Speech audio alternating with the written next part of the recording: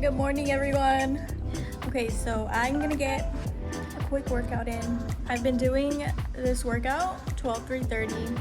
Everyone probably already knows what this is, but you do like an incline of 12, a speed of 3, and then for 30 minutes. And it is killer. Let me tell you, I've never sweat so much in my life, but I feel amazing after. So this is day 3. Doing it for a week. We're going to Florida. We're going to Disney World, so I'm super excited. And we're gonna have a beach day. And I'm just trying to get ready. So.